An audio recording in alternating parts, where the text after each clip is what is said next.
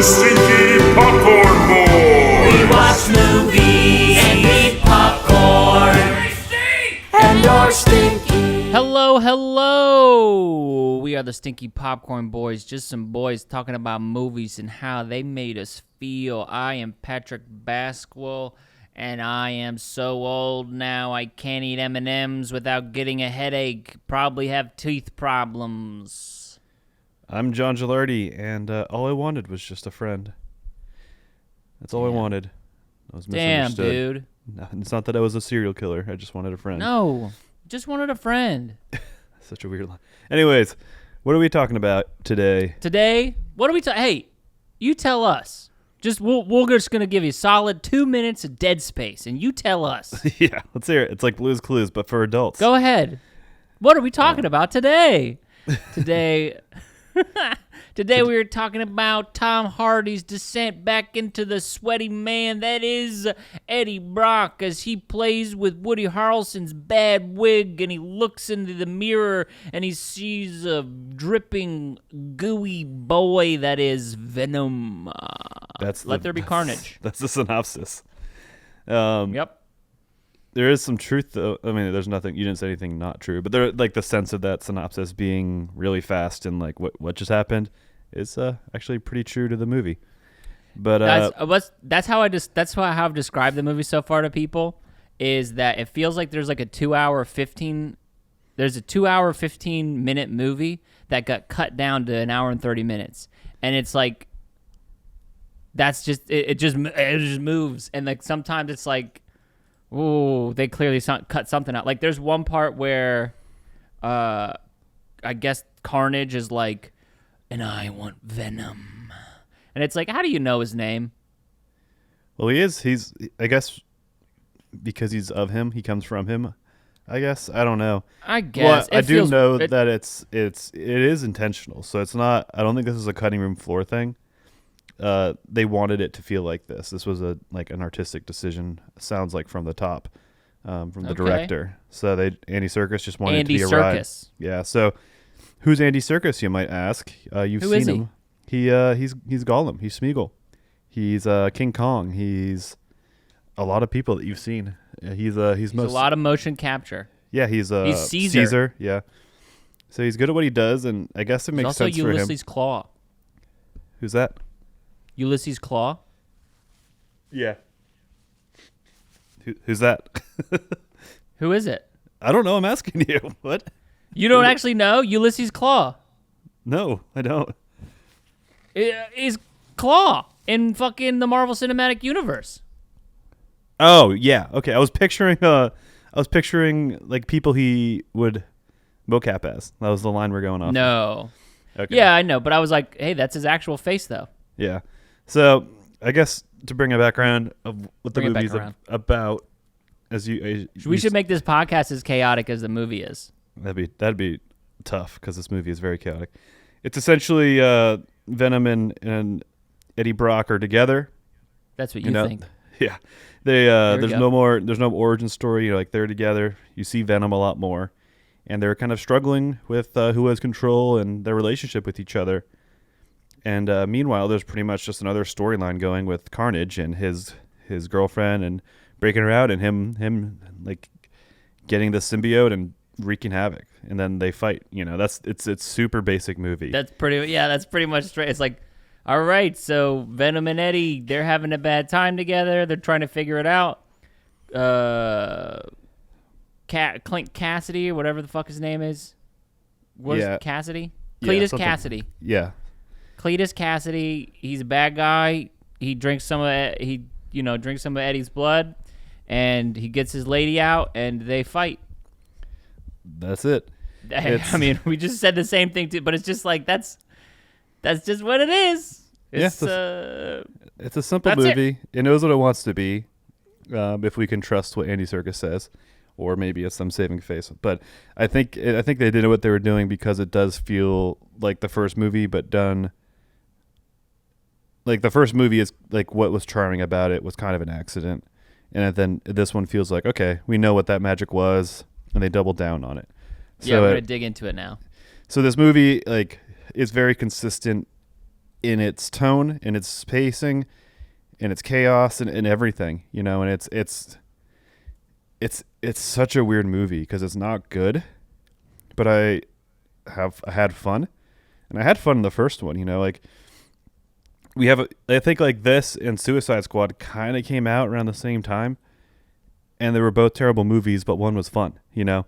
And so it was just an interesting comparison, and really, I think if this movie had come out like not around Suicide Squad, the appreciation for its levity and wacky tone and chaos would have been appreciated as much. Maybe that's just a random conjecture or hypothesis.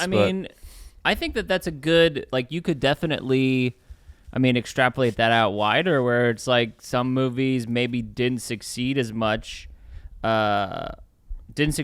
because of what they came out around that were made, like, that had like more jazz with it. I wish I had an example. I will try to think of an example.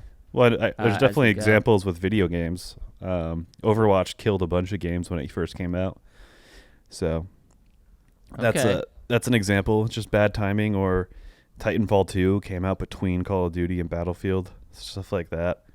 Yeah. But the movie's fun. I think that's not so much a review of me. It's just that is the movie. Like that. That's how you best describe it. The first Venom was 2 hours and 20 minutes long, which is insane. I think it takes an hour before you see Venom, and Venom's reveals in a little reflection of Eddie Brock looking in a car. Like, it's not even, you don't even see Venom come out all gloriously as the first reveal, which is weird. But they're together, and it's pretty interesting because they're a very bickering couple, and in this one more so than the last one, you really see where they're keeping the PG-13 rating, and I think that's because Venom is in it for so much longer, or for the whole thing. So it's like, obviously you don't see the heads getting bit off. There's no blood in the first one, but the first one felt more like carnal and edgy. You know, this one super feels like it's gonna be maybe okay for a child to come watch. It definitely feels like that's one of the things that I noticed as I was watching this movie is like, it definitely feels like it was for the kids who accidentally enjoyed the first one. You know, like, it was like, oh, okay, you guys like this, you made a meme out of it, we're going to make it for you. You know, that's what it is. And it's like very much, it just is like, it like exactly like you said, where it's like, it sticks with the PG-13 thing, and it feels like even though it's like carnage or whatever, it still feels like it's pretty safe. Oh yeah. And the people that get killed are just like kind of faceless security guards and criminals and whatnot. So it's just so it kind of goes with the faceless henchmen for the like who are being killed and whatnot. Yeah. And obviously no blood. They have their one F word. I don't know. I swear all the time on this. They have the fuck. Saved. Like you even feel the quota being hit, you know, of swears. Oh, because he says "fuck this guy" at the end. Yeah, and it's like, it was kind of funny, and it is what it is. Like I think it hit me the way it was supposed to. Whatever, but I just knew because I was already sensitive to the rating, and I'd see what they were doing. But when that hit, I was like, oh. Cool. They saved their swear. We were saving it. Yeah. And it just felt like a movie making decision for me at that point rather than just something organic. But I don't know. I don't know where do you want to start with the bad, the good? Let's start with the good. Just cuz it's like not cuz it's all right, cuz like you said, this movie is not a good movie, but it is a fun movie and it moves really fast. You know what? Like, this definitely feels like, and I think this is how I watched the first Venom too, and maybe so that's just like, but it feels like an airplane movie where it's like, yeah, this passes the time, it keeps it rolling, you know, it doesn't give me too much a headache, but it's like, all right, yeah, here we go. So I think for me that like the pacing and the sort of like the jarring and straightforwardness, was really an advantage, and I think that was a good thing. Where it's like it didn't try. Like honestly, I don't think it didn't try to be like, hey, here's a bigger theme. Here's a like a low key. We're looking at identity and your place in the world. It's like no, here's Venom and Eddie, and they're having issues with each other, and then they fight. Carnage Boy. Yeah. And Carnage Boy, he's kind of just a bad guy. And he just wants family. But he kind of just a bad guy. And, like, we're never like, get out of here. We don't learn anything from Carnage, the symbiote. Like, he wants to be the only one, I guess. Like, he wants to derail his father, who's Venom. And then Cletus Cassidy's whole story arc is he wants to be with his girlfriend, and then he just made a deal with Carnage to get his girlfriend, essentially. So then he has to go get Venom, and they fail at their first mission, or I guess their second mission, essentially, which is the climatic fight. Yeah, and like so many movies today, usually have a mid-climax fight or some kind of mid-moment where the hero's journey, the protagonist fights the thing and fails, and then they go recoup and retrain and whatever. Reassess. But in this, we just build up and here's the fight. Cool. Here we go. Yep. And the big pivoting moment in the fight is Venom being pinned by Wreckage, and he's like, I forgot what happens, but he just gets the motivation and he lifts it off of him and I guess finishes the fight. How does he get the motivation? I literally just saw this movie and I forgot because I remember Dan is like, get up. And he's like, I can't. Does he call him a pussy or something like that? Maybe. No, it's different. Oh man. What does he say? That's the problem with watching a movie in theaters. It's like some of those like for this specifically where I can't take notes, because it's not like I can't like have my like app out. Like I can't have my notes app out and be like tapping away. You have to bring an actual notepad and write. Have to bring an actual notepad. Get a little like headlamp. Well, if you're at the Alamo, you got the little light there in your crotch. I don't have an Alamo, okay, and we're not sponsored yet. I know. Just gotta bring up Alamo, and this time I could bring it up and make you sad. I don't know why I want to make you sad. And you did. I did. No, it's okay. I understand. That's what you like to do. This you like to shove Alamo Drafthouse in my face because you showed it to me one time, and it was great. And now I'll never have it again. That's what you say to me every time. You just if you want to drive up, it's here. But I haven't been there in a minute. I actually saw this in a regular movie theater. So. How did you feel? How did you feel slumming it in a regular movie theater without Alamo Drafthouse? I mean, it's a closer drive, and the seats recline more, so I'll take it. But it's hard when you it's a hard combo of not being able to take notes. But this particular movie moves fast, so it's hard. It does move fast, so it's hard to keep up with it. And, as you were Carnage, saying, that's. Sorry, go ahead. No, go ahead. I was just saying that's a big pro of it. I would say is the speed it moves. You're not bored, and also it's not good. So it's probably good that it moves along fast, so that you can just keep having fun and move on with your life. This isn't gonna change anyone's life. This isn't gonna teach you any lessons. It's just nothing. There is some depth there with the, I guess, Venom accepting who he is and. Like a weird French. I don't know. There's something there, but it's. I don't know if he does accept who he is. I don't know. They just sort of like, it's kind of a toxic relationship. All right, let me think about it. So they have the fight. Venom is throwing Eddie around the apartment, and so they're having their fight, Eddie and Venom, and then Venom leaves. And proceeds to get other hosts and then take them to exhaustion. And Eddie then gets in danger and needs Venom. And so then Venom comes back and forces Eddie to apologize by essentially... There's also some sexual coercion Or like the Yeah. sex appeal, like he's coerced Yeah. by the ex-girlfriend, like, hey, sexy man, you need to help me with your big muscles. And he's like, okay, I'll help you. He's like, okay, I'm Venom. Yeah, And then but then he's like, apologize to me and say that you're less than without me, because I'm here to tear you down, not to build you up. But it also, like, that being said, it also does have the tone of very much like of friend, like of like the closeness that you would have with a friend, and not necessarily like a toxic controlling asshole. It's just like Venom is just as dependent. Like the scene that I really liked, here's another good thing. The scene that I really liked was the scene where Anne told Tom, or Eddie Brock, excuse me. Tom Hardy is not Eddie Brock. And the scene where she told him that he was engaged, which was also like really funny to me, because he was like, "Oh wow, that's really nice.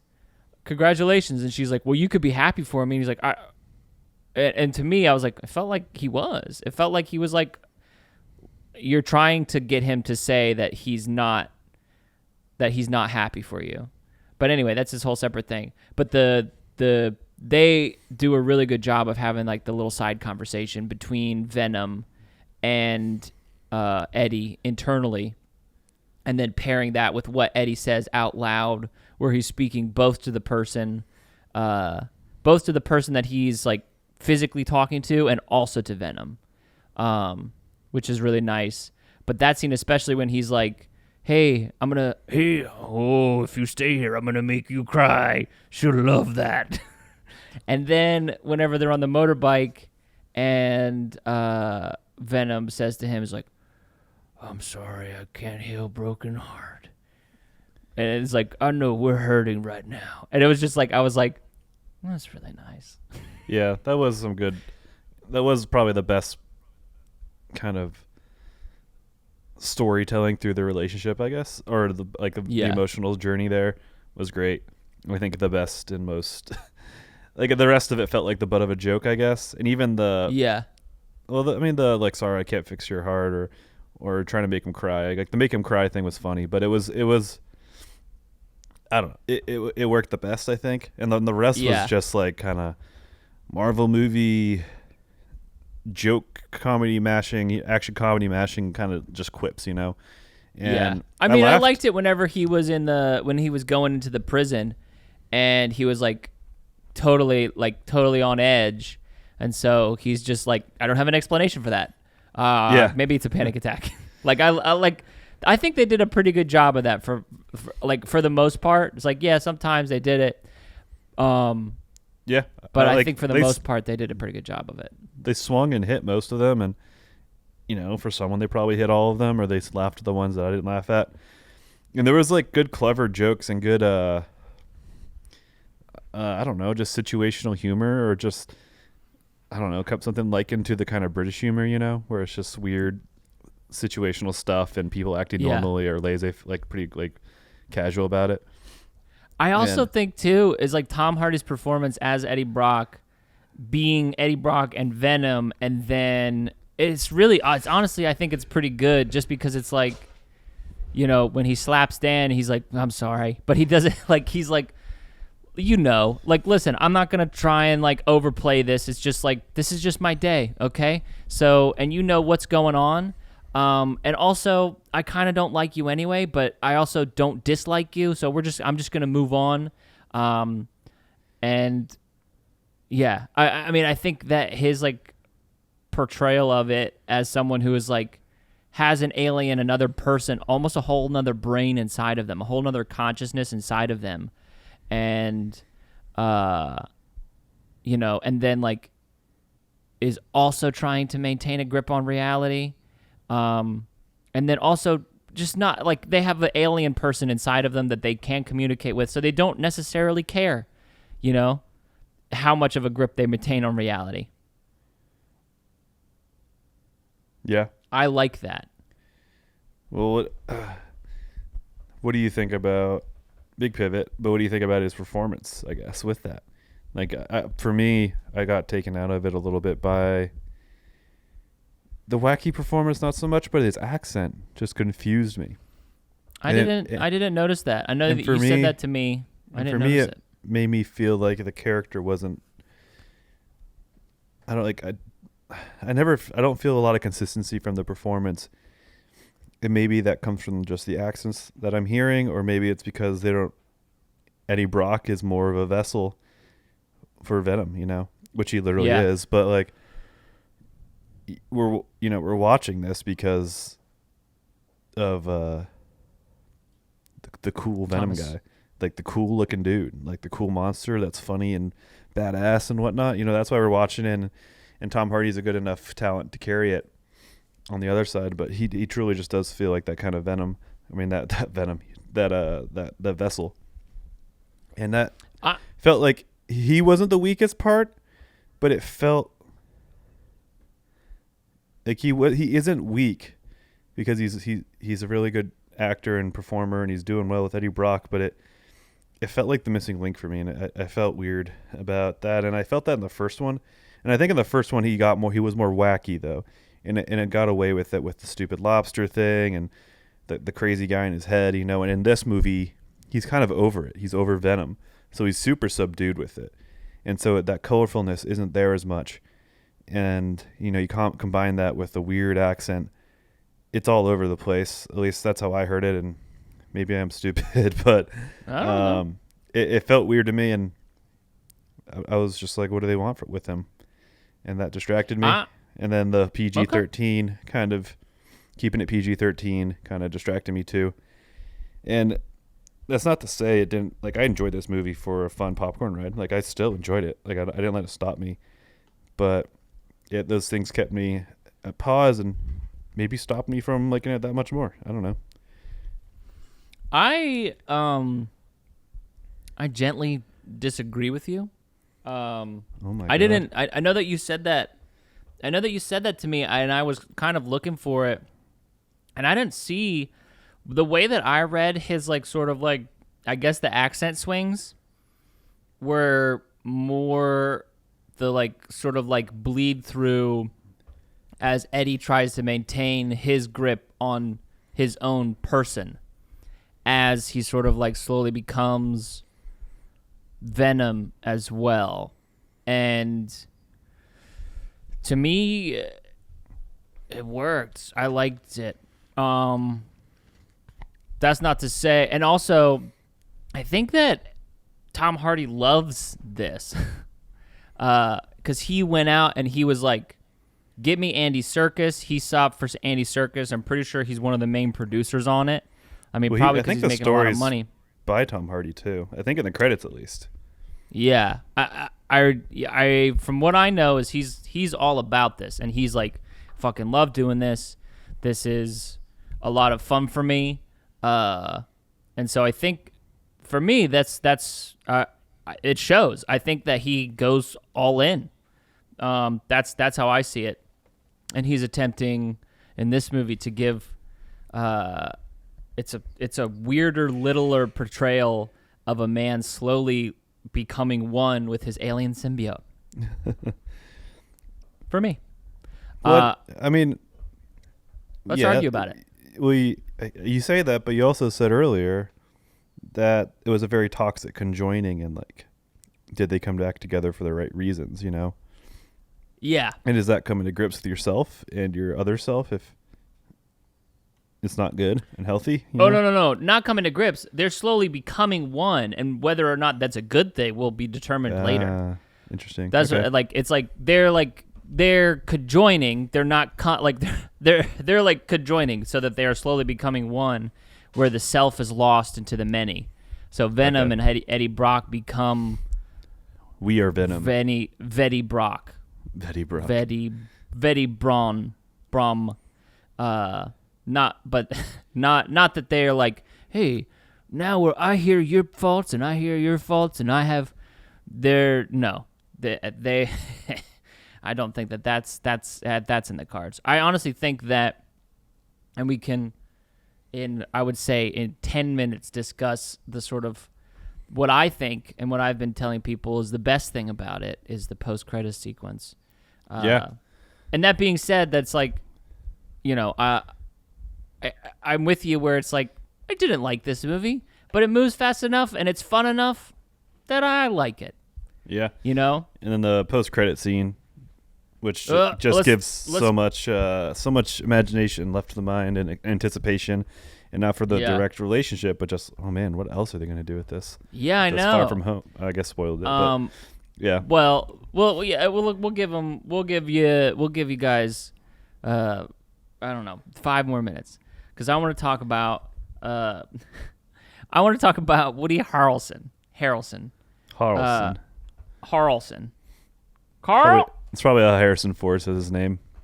Millennium Falcon. Harrelson. Long A's only for Harrison Ford. Harrison Ford. Harrison Ford and Woody Harrelson on the Millennium Falcon. No, I'm sounding like Tom Brokaw. Oh my god. Welcome to the Stinky Popcorn Boys. I'm Tom Brokaw. It was did you not like him? I think I liked him. He was pretty consistent. He was able to be like a terrible serial killer type, while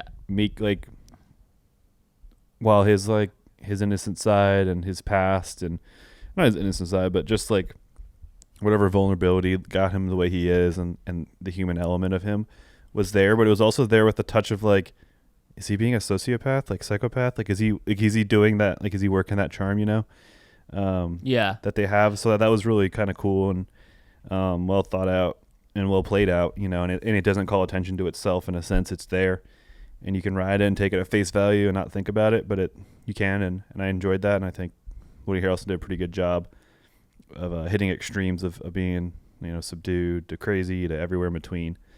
It's just funny because Woody Harrelson has played that character so many times.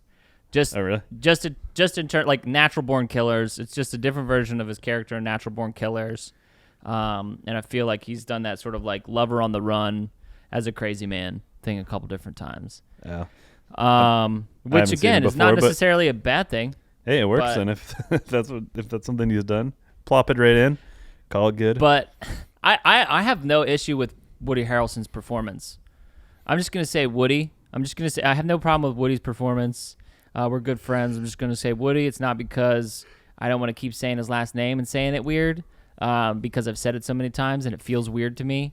But anyway, Woody, he does a good performance. The only issues that I have are with the awful wig that they gave him.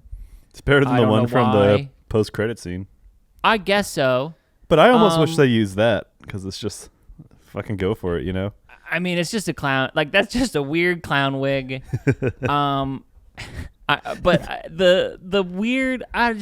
weird, it just looked so bad. The wig looks so bad. And I know that they have enough of a budget. They have enough budget to fucking, they probably couldn't CGI hair onto him. But like, oh my God, why that wig?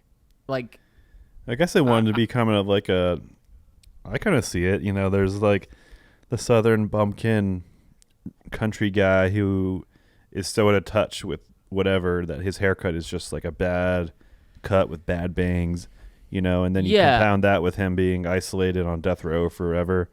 So I get like, so. I get, it makes sense. I'm not saying give him a good style. I'm saying like, it just looked so bad. It's not even like, it can look bad, but it can look natural bad.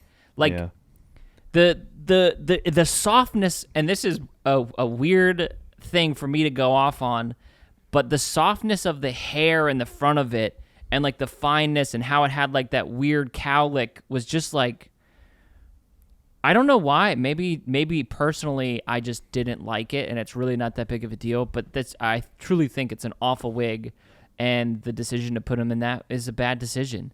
Much less important is the confusing timeline of Eddie Brock and Cletus Cassidy's relationship, and that's the only thing that I think that I am missing story-wise from this.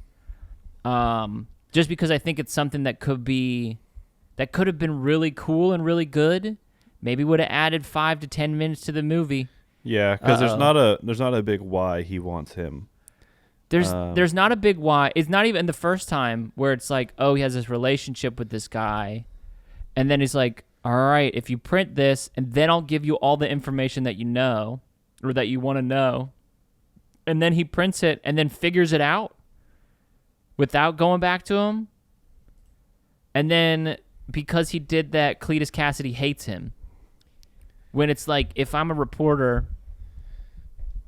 and I figure it out, I'm gonna go to Cletus Cassidy, see what information I can get from him, and then flip him. Yeah, because he had the hard part. He had the relationship with him, and and if anything, Cletus Cassidy was like, "Hey, you dog, I knew I liked you." You did the thing, bro. Thanks so much. I'm a serial killer. I have very little relationships and communication with other people, and you're one person who fucking did a thing that I asked you to do, weird as it might be. You know what? I'm about to die. Here's all my jazz.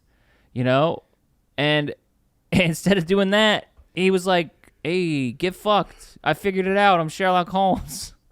And that's just weird journalism. Like, I feel like you have an inline with the main source, and you want to get a comment. It was a weird sense of fuck you to a guy. He obviously he's a bad guy. He didn't feel like he's a bad guy, but it didn't feel like he does. Okay, listen, he deserved, as a serial killer, he deserved what's coming to him. But also, it's like, well, listen, we can maybe get more information rather than that's just bad journalism where you go for the first thing that you have. Well, unless it's immediate. It's like, come on. Come on. Well, maybe there's a reason Eddie Brock. he's not doing so well with his career. And then like the sort of like, and then it's like it just felt like they manufactured that, because I think that there's a more interesting way than for him to get Eddie Brock's blood, because that's what we want, Yeah, I mean, is there something off the top of your head that would be a way to get it? I mean, well, what I would say, all right, so here, let me rewrite this real fast. So he goes, he prints the thing, he comes back to Cletus Cassidy. He's like, yo, I did the thing you wanted, give me the information. And he's already figured it out. And so he's already figured it out. Maybe he's already got like some evidence and he's figured it out for himself. And he's like, oh, I'm a good reporter. Venom's like, oh, you're a good reporter. Well, look at us. We're working together really well. And then they go and talk to Cletus Cassidy. And it's more like one-on-one, not between bars. It's like kind of like, you get to set up a really cool-looking interrogation room thing, not like a weird open cell thing where he's like, on his way to getting electric chaired. And then it turns out that Cletus Cassidy was never going to give him information and was just using him for some reason to try and I don't know. I haven't figured that out yet. But he was doing it for some reason because he's just a sociopath and betrays Eddie Brock. Maybe he tries to get Eddie Brock fucking got or something like that, and then gets his blood, or maybe he's figured it out. I don't know, but I think there's a way where they can build that relationship where it's more of a betrayal initially, where Cletus Cassidy betrays Eddie Brock and then makes him reveal that he's Venom somehow, and then Cletus can maybe that's what it is. So he betrays him, and he, oh my gosh, you're Venom. He tries to get him jumped or something like that, and it's not good. And then he reveals that he's Venom, and then he's like, holy shit, what the fuck is that? I gotta drink that dude's blood. I don't know why he would need to do that, but it doesn't matter. It's Venom. And so then Eddie's like, well, you fuck me, so I'm gonna fuck you. And he gives all his information away, and time passes, so you can have relationship stuff. Eddie Brock comes back to Cletus Cassidy, and Cletus is like, hey, I'm really fucking sorry I did that. It's just my dad didn't love me the way that your dad didn't love you, you're a piece of shit. And that essentially plays out, but there's more purpose behind Cletus Cassidy trying to get it, I guess. I don't know. It just. I'm sure that they went through numerous iterations, and maybe that's the one of the ones that they threw away. But it's just like, I don't know. I was missing that from that relationship. I mean, it could be something. Maybe they're in one of their interviews for the story or whatever, right? And then they kiss. And then this is at a point where Venom and Eddie Brock are fighting, and they're having a hard time with each other. And he's like, ask him the question, or he's like trying to make him do the thing, right? Whatever. Like they're at a table with Cassidy, and Venom's like, fuck you, you're not listening to me, and makes him slam his head on the table. Okay. And then there's some blood. All right, sorry, I'm not feeling good. He walks away. There's blood. Cassidy's a weirdo. Licks the blood up. I don't know. But that way you can satisfy having them be together and tell a good story of that betrayal, and that just logical sense of journalism can still happen with him. So I don't know. It's not as much good drama, but it's there and it's plausible, and that's, I guess, my solution for that. For that, him being a bad journalist. Yeah. I think that was just one of the main things to me that was like, okay, yeah, sure. Also, bad thing, they made Carnage huge. Not that he shouldn't be huge, but they made him so big at the end. Yeah. Well, I guess I was like, damn. I guess every symbiote is stronger than the last, which seems like a really dumb story thing too, because it's just like, but then I guess it creates like the alpha male kind of thing. But in a weird self-preservation way, it's like I only be out alpha'd if I get spread, or if I get a chance to reproduce. So it's an interesting dynamic, but it's not. It's just, I don't know. It's not explained in this one well. And he's like, oh, he's a red one. That's a bad one, and that's like all we get. And then Venom doesn't want to fight, and then he's like, no, we can do this. We're best friends. He's like, okay, I can fight him. And it's just it takes away the threateningness of the type of symbiote. It's just like the world building is there in elements, but it's contradicting itself to move the story along faster. So it's a weird balance of having a fast-paced, fun movie with exposition and lore and world building. Also, you can't really exactly have both, or you can have both, but it doesn't feel cohesive, or it's at the expense of each other. As you flow through it. Yeah, I hear you. It's just like, I don't know. I remember the first time I went on a weird deep dive on like the symbiotes and their jazz, which was interesting, because there's weird, like, no, like there's a weird. I went on it last time. I was like, well, how did there's like a weird there's just a weird deep like lore with all these fucking symbiotes. Yeah. Well, they touched on it, like just like, oh, that's a red one. I'm curious now.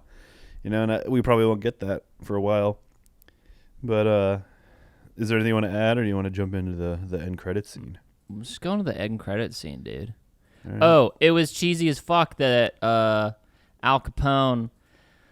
That's how I think of him, but the guy who's a police officer played Al Capone in Boardwalk Empire, and so anytime I see him now, I think of him as Al Capone.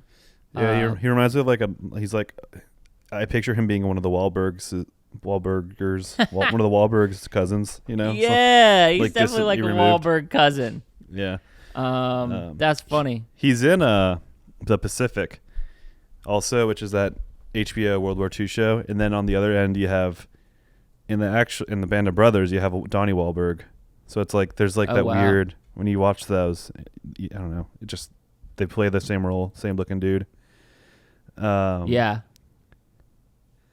I like him. I like him as an actor. He's in a lot of stuff where he's really good. But yeah, let's talk about the end credit scene.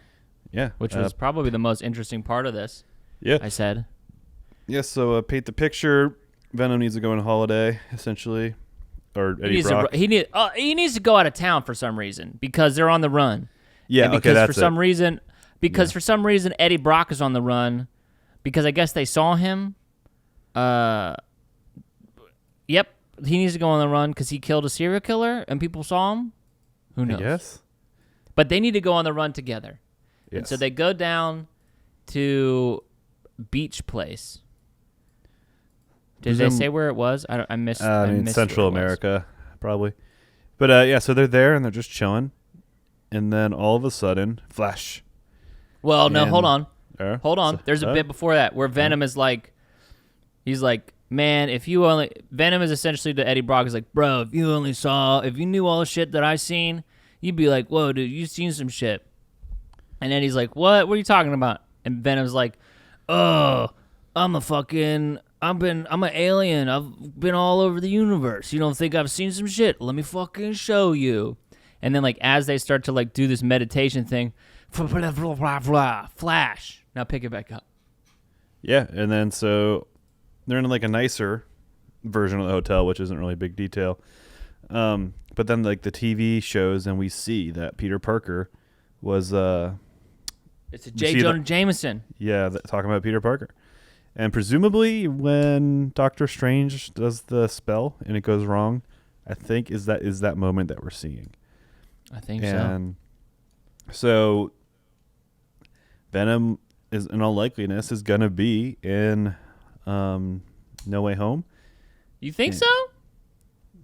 Like, yeah. Are you being facetious? I don't think he'll be in No Way Home. Really? I think he'll be in like Multiverse of Madness. I'm down to be wrong. Interesting. I don't know. I guess it just depends. Like he's. I think one of the thing here is his drawing and longingness towards Spider-Man as an adversary or as an opposition. So I think it has to be Spider-Man is there, and I don't know if is Spider-Man in the Doctor Strange movie. Do you know that or not? I don't know that, but okay. I just like. I would honestly hope that they don't put Venom in it, just because it just feels like a lot. Yeah, isn't the idea like that we've already got? Is Venom part of the Sinister Six? I don't think Venom's part of the Sinister Six.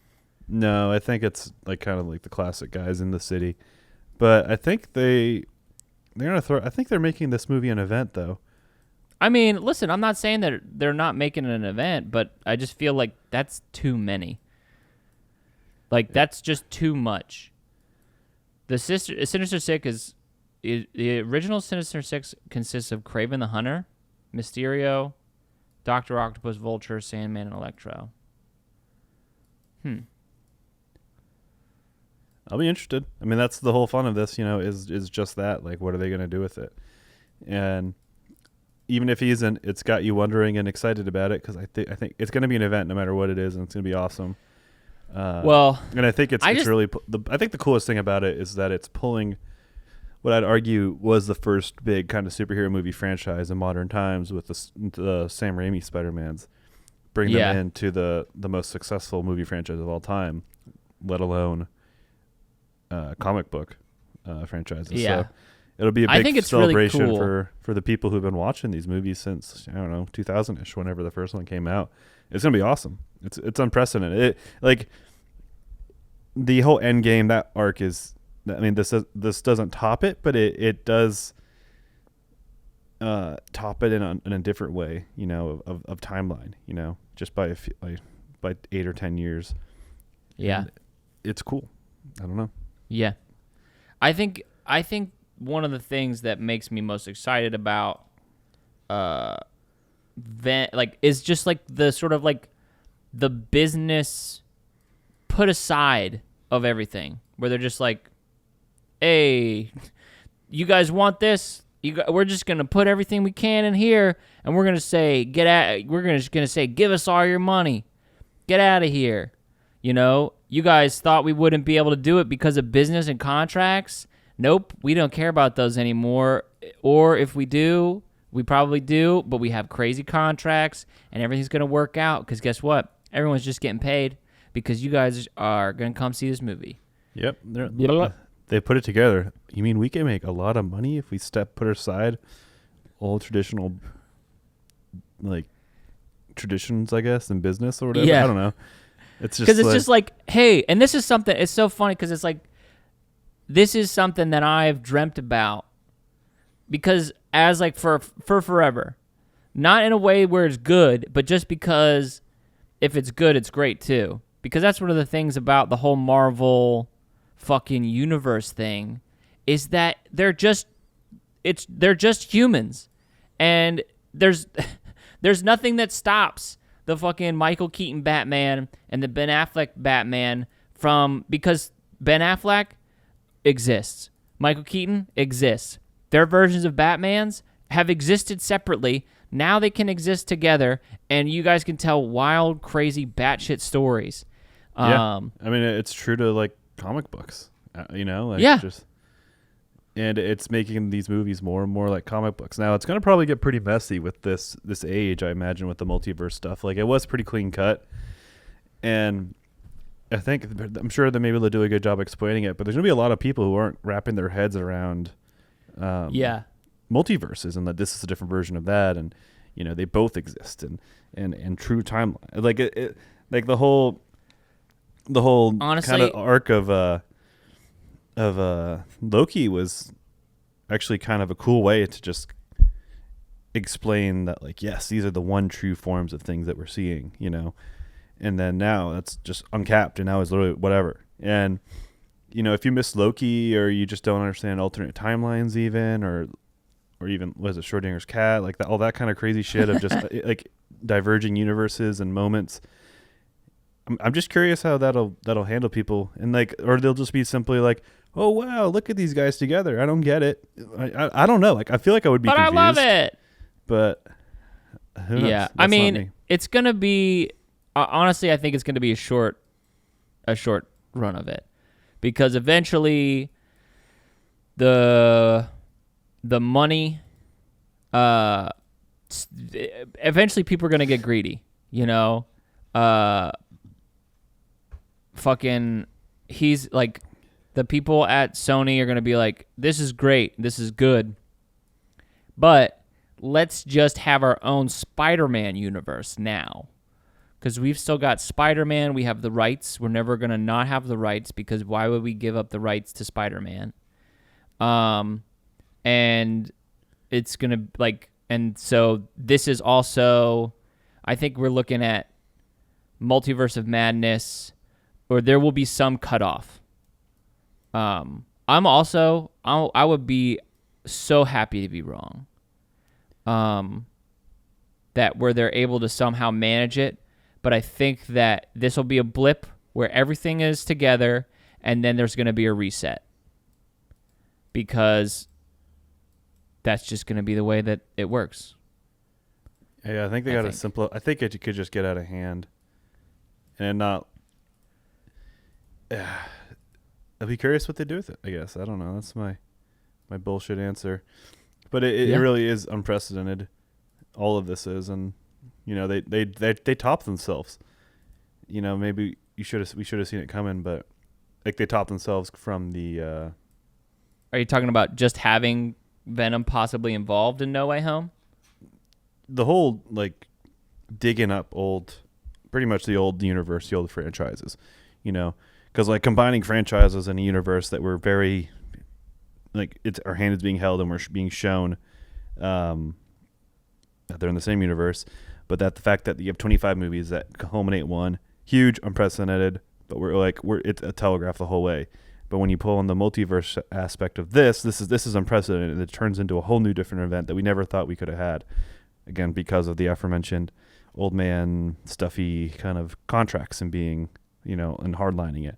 And that's not anymore. That's not a thing anymore. Rules don't matter. We're all going to be dust one day. The world is burning. Put Venom and fucking Tom Holland, put all the Spider-Mans in one movie. And you know what? Let's get Ben Affleck's fucking Daredevil back here too while we're at it. We'll have 2 Daredevils fighting. We'll have all the fucking Punishers fighting. You know what? Let's have a fucking Punisher orgy.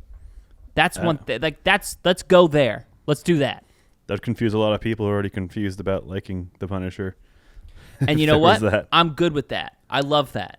Yeah. That's good for me. Let's go. It's good Let's for just you to fucking get wild with it. Punisher orgies are good for you. Punisher orgies is what gets me going, dude. It's not even what's going on. It's just what it makes. Ain't a skull on my back. Yeah, I got it on my truck with the thin blue line, thin red line. Wow, I fucking hate cops. It's just like Blue Lives Matter, and then here's me having a symbol of an anti-cop symbol in my car with the cop symbol painted on it. It's just so dumb. Cool guy stuff. Just cool guy stuff. Just cool guy stuff. The multiverse is happening. Let's go, dude. Yeah. LFG. So what would you rate this? I'm gonna give this a solid. Man, I really think this is an airplane movie. I don't know what that rates it as. I think it's like, hey, watch it when it comes streaming. Yeah, You know? I think that's where it is. Watch it when it comes streaming. If you're 13 No offense, years Tom old, Hardy and Andy Serkis. I think you did a fun job, but admirable job.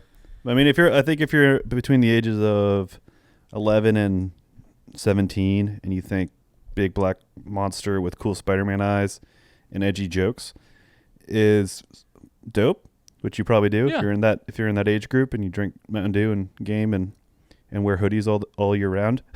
straight vibe on them. Yeah, hey, you know what you know the vibe I'm giving. And you Vibe like on it. 'em, bro. It's all for you. You're the ones that made the movie great. I mean, made the movie. Made it come back. You made it successful. So go watch it. It's for you. But yeah, I agree. Stream it. But if you want to see it, if you enjoyed the first one, it's enough of a fast experience. You're going to pay the same price for the ticket as another movie, but That's true. it's not going to keep you in the theater all night. It's kind of like a true like in and out, keep my day going. You know, you don't have to pivot or make your put your whole day around that. So, but I gave it 3. I don't know. Out of 5. 3 out of 5. I can't think of something clever. Oh, Skittles bags. Yeah. Chicken heads. I gave it 3 chickens, Sonny and Cher and Bono. and yeah, Yoko Ono. Is that what you said? Okay. I Don't said know. Bono, but Bono. Yeah. And did you give it a rating? I'll give it 2.5 out of Okay. 5. I'll give it 2.5 out of 5. Bad Lobsters? hair pieces. Oh yeah, nice. Oh, quick thing. The Give it. Shriek, I think her name was, Yeah. completely underutilized with her power. Yep. Just want to say that. I need to get into it. Just completely No. underutilized. Yes, I agree. Yeah. There we go. I haven't watched anything. I can't remember if I Wow. mentioned this, but I went to the Patriots Bucks game in IRL. So that was pretty sick. That was a week ago. Who as did of they recording. play? Who did the Patriots play? The Bucks, Tom Brady. So that was sick. Oh my gosh. Talk I about know. what is that? That's crazy. Tom It Brady was- came back to Foxborough? Yep. It was the How do you say it? Do you say Foxborough or Foxborough? It's Foxborough. Foxborough. Foxborough. Sick game. Foxborough. Coolest game I've been probably 15 NFL games. That was by far the best. And then I finished season 2 of Ted Lasso. Oh, wow. And it's good stuff. It'll be fun to talk about. Yeah. Oh, yeah. I guess we could do that one next because I Yeah. also have finished it. We can't do it now. No. We only do season 2s, I've noticed. So we're like, we'll wait. We'll wait Well- until it's good. Yeah. Well, we can talk all about season 1 and 2 review, unprecedented review of both seasons. Whoa. In once. I also finished Ted Lasso season 2. Have feelings about it, feelings and emotions and thoughts and stuff. I also watched Spectre. Maybe I'm gonna go see the Bond in theaters, but there's so many good movies in theaters right now, and I've also I'm just doing a lot of stuff, so it's like, do I wanna do that? Because there's Lamb, and then there's just so many things. Last Night in Soho's coming out. Then there's Dune. yeah. There's another movie coming out October 5th. The Last Duel is coming out. I want to see that. That'll look cool. I'm definitely gonna see that. That one. will look That one cool. I'm definitely gonna see. I feel like I'm gonna see the Bond movie. I've already bought my tickets to Dune. I finished the first book. I'm so ready. But I watched Spectre, and I was surprised at how bad it was without being awful. Like, it was like, I don't know. I was just confused as to how it wasn't good, where it feels like they had a lot of cool pieces. I was like, huh, cool pieces. And then they were like, guess what? We're going to do them weird. Yeah. We're going to do these pieces weird. These pieces that could be cool, going to be weird. And we're not going to do it well. The Daniel Craig movies are every other, which means this one should be good if we're following that trend. So I hope that's the case. I hope that's the case too. And then I feel like I watched something else. Oh, I've been watching Midnight Mass and baseball. Nice. It's there's a lot going on. It's There's a weird lot because going like on, dude. the It's world October. the world still is opening, but it's also like I'm tempering my expectations of closures and whatnot. I don't think we'll go backwards. People already did riot in the streets, but they'd riot in the streets if we did. But it's like also kind of like a weird repressed like guess I'll still be careful, but I don't want to be. Yeah. I'm over it, and you're like in between, you're always jumping between both. And then, people around you. But it get really COVID, should be. And it's like, but it's still, that's a real thing now. It's like, it didn't go away, It's not gone. I can't pretend it's not there because people close to me are getting it. So it's a weird place, and I guess I can enjoy it, but it feels like you have it and it's going to be taken away. So you can either just enjoy it or you can enjoy it timidly and just like not be too let down when it does go away, or something. Yeah. I don't know. It's a weird vibe we got going on right now. I'll tell you that. It is just a weird vibe. Yep. It sure is. Hey, but, here's the vaccine. Oh, it kind of doesn't work now because there's a new variant, and the variant. Oh no! Spread Oh wait! because Hey, your guess fellow- what? Yeah. We're gonna do booster shots. All right, when can I get one? Not yet. Only old people. Not yet. Same thing as the vaccine. All right. Guess I'll just live. Go fuck myself. Yeah. Which is, listen, it's reasonable, but also, I mean, when it comes down to it, we're being incredibly entitled. But it also, it's like fucking, come on. I don't think it's entitled. I think in terms of like other safety, be compassionate and stuff. But I think you're entitled. I think you are entitled to want to do what you want to do. Be tired and living your life. Yeah. Yeah. But yeah, that's emotionally exhausted. Yeah, and physically. Fucking, what's that one song? I have emotional motion sickness. I know that's about something else, but it's also. Man, who sings that? I don't know what that is. Is it Phoebe Bridgers? Is that Phoebe Bridgers or Maggie Rogers? Phoebe Bridgers was played in Raleigh a couple weeks ago. She sure did. I should just type in emotional motion sickness. Emotional motion sickness. It is Phoebe Bridgers. Nice. Good job, me. Nice. Well, on a high note, we'll wrap this up. So like and subscribe, follow, give a review. Go check out the t-shirt. Us. Unless you have COVID, check out the t-shirt. We got merch now. Here, you say the whole thing, and I'll just say it like a little bit afterwards. Yeah, just as echo. Venom. So thanks for watching. We'll see you guys next week. See you next week. I'll eat your head. I'll kiss you in the mouth. Sorry, guys. You can't hear that, right? It's not clear if people can hear it. Oh, doesn't matter if they can hear it. They love it. They love it. They want it. This is terrible Venom, but it doesn't matter, man. All right. Later. Bye-bye.